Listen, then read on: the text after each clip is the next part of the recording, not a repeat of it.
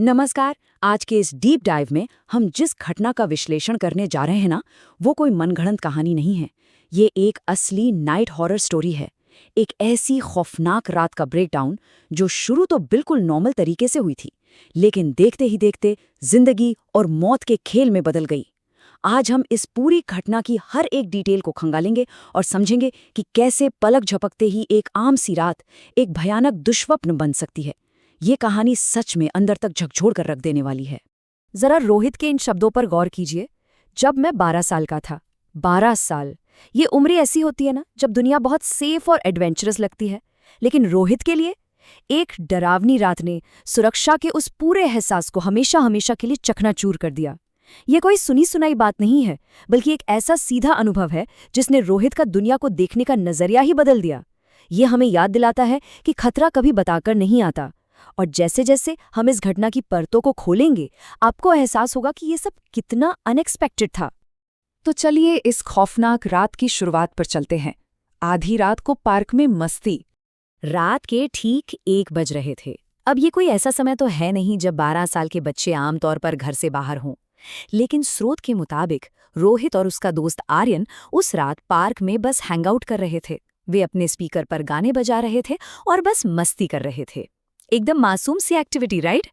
लेकिन ये जो रात का 1 बजे का समय है ना, यही इस पूरी घटना में सबसे बड़ा टेंशन क्रिएट करता है।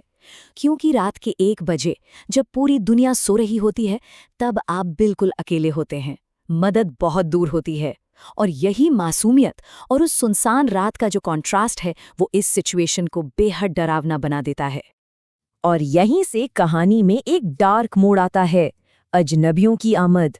जरा उस सीन को इमेजिन कीजिए। अचानक लड़कों को एहसास होता है कि वे अकेले नहीं हैं। वहां कुछ अजनबी थे और उनका हुलिया ही अपने आप में खतरे की घंटी बजाने के लिए काफी था। वो 1 या 2 लोग नहीं थे, बल्कि पुरुषों का एक पूरा ग्रुप था। उन सबके सिर मुंडे हुए थे और उन्होंने भारी भरकम जैकेट पहन रखी थी। और सबसे ज्यादा डराने वाली बात क्या थी? उनकी नजरें। वो लगातार बिना पलक झपकाए इन दोनों 12 साल के बच्चों को घूर रहे थे। जरा उस साइकोलॉजिकल प्रेशर के बारे में सोचिए। वो कुछ बोल नहीं रहे थे, बस अंधेरे में खड़े होकर घूर रहे थे, बिल्कुल एक शिकारी की तरह जो अपने शिकार पर नजर गड़ाए हुए हो। और फिर वो खौफनाक सन्नाटा टूटता है। इधर आओ। उस ग्रुप में से एक आदमी अचानक ये चिल्लाता है। ये वो पल था जब रोहित के अंदर सच में दहशत फैल गई। ये कोई पड़ोस वाले अंकल का दोस्ताना बुलावा नहीं था, ये एक ऑर्डर था। रोहित का दिमाग तुरंत समझ गया कि कुछ बहुत भयानक होने वाला है, और उसने बिना 1 सेकंड सोचे अपने दोस्त आर्यन से कहा, भागो। ये हमारे इंसानी दिमाग का वो क्लासिक फाइट या फ्लाइट रिस्पॉन्स है, और रोहित ने फ्लाइट यानी वहां से तुरंत भागने का फैसला किया। अब शुरू होती है जान बचाने की वो जद्दोजहद। कैफे में फंसे। आप इस टाइमलाइन को देखिए, चीजें कितनी तेजी से एस्केलेट हुईं। रात 1 बजे तक सब एकदम नॉर्मल था। फिर 1:10 पर उन्हें पहली बार वो लोग घूरते हुए दिखाई देते हैं। सिर्फ 2 मिनट बाद 1:12 पर वो आदमी उन्हें आवाज लगाता है, और 1:15 तक वो दोनों अपनी जान बचाने के लिए अंधाधुंध भाग रहे होते हैं और पास के एक कैफे में घुस जाते हैं। जरा सोचिए, सिर्फ 15 मिनट के अंदर एक आम सी रात एक खौफनाक हॉरर थ्रिलर में बदल गई। ये हमें बताता है कि ऐसी इमरजेंसी सिचुएशन में समय कितनी तेजी से भागता है और आपको कितनी जल्दी फैसले लेने पड़ते हैं। अब लड़कों को लगा कि वो कैफे में घुस गए हैं तो बच जाएंगे, लेकिन जिस जगह को उन्होंने अपना सेफ हाउस समझा था, वो असल में एक बहुत बड़ा धोखा निकला। कैफे अंदर से पूरी तरह से खाली था। ये डिटेल बहुत क्रूशल है। जब आप डरते हैं तो आप भीड़ या लोगों के बीच जाना चाहते हैं, राइट? लेकिन वहां अंदर कोई नहीं था। उन बच्चों को अचानक ये रियलाइज हुआ कि वो एक ऐसी बंद जगह में आ फंसे हैं जहां छिपने की जगह तो है, लेकिन बचाने वाला कोई नहीं। सुरक्षा की जो आखिरी उम्मीद थी ना, वो भी एकदम से खत्म हो गई। और यहीं पर इस पूरी घटना का सबसे भयानक क्लाइमैक्स आता है। वो पीछा करने वाले अजनबी बाहर नहीं रुके, वो सीधे कैफे के अंदर आ गए। अब उनके और बच्चों के बीच कोई दूरी नहीं बची थी, और तभी उनमें से एक आदमी ने रोहित को दबोच लिया। अब ये सिर्फ घूरने या डराने वाली बात नहीं रह गई थी, ये अब एक डायरेक्ट फिजिकल अटैक बन चुका था।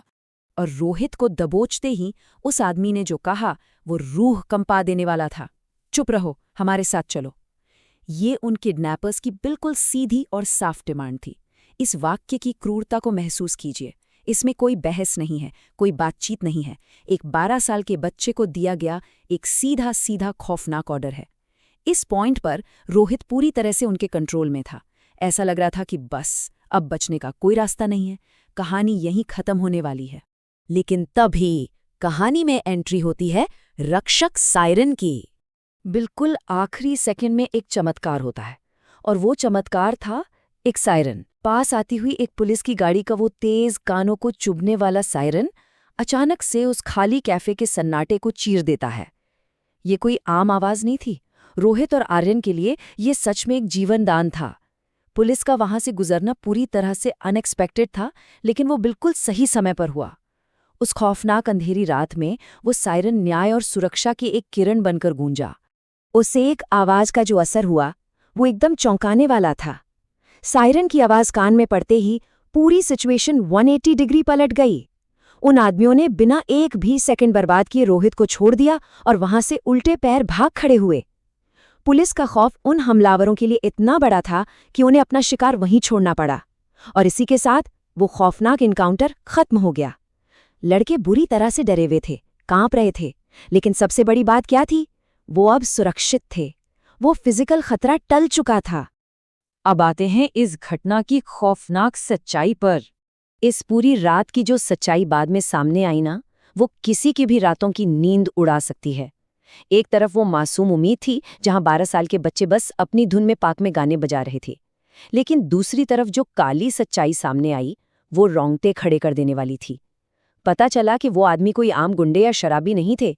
वो एक organised serial child kidnapping gang का हिस्सा थे। जी हाँ, बच्चों को अगवा करने वाला गिरोह। वे लोग इससे पहले भी कई बच्चों को किडनैप कर चुके थे। इसका सीधा सा मतलब ये है कि रोहित और आर्यन उनका कोई पहला शिकार नहीं थे, बल्कि वो बच्चे अनजाने में ही सही एक बहुत बड़ी और सोची समझी साजिश का शिकार होने वाले थे। ये फैक्ट सामने आने के बाद ये पूरी घटना और भी ज्यादा भयानक लगने लगती है। और फाइनली इस पूरी घटना को कंघालने के बाद हमारे दिमाग में बस एक ही सवाल गूंजता है, जो रोहित ने भी खुद से पूछा था। अगर वो सायरन कुछ सेकंड बाद बजता तो क्या होता? ये वो क्या होता अगर वाला सवाल है जो हमारे सुरक्षित होने के भ्रम को पूरी तरह से तोड़कर रख देता है। सिर्फ कुछ सेकंड, एक बच्चे की जान बचने और एक भयानक अपराध का शिकार होने के बीच का फासला सिर्फ कुछ सेकंड का था। ये सवाल हमें बार बार याद दिलाता है कि जिंदगी कितनी नाजुक है, और कई बार हमारी सेफ्टी ऐसी चीजों पर टिकी होती है जो हमारे कंट्रोल से बिल्कुल बाहर हैं। तो आज की हमारी इस चर्चा में बस इतना ही। सुरक्षित रहिए, अपने आसपास नजर रखिए और हमेशा अलर्ट रहिए।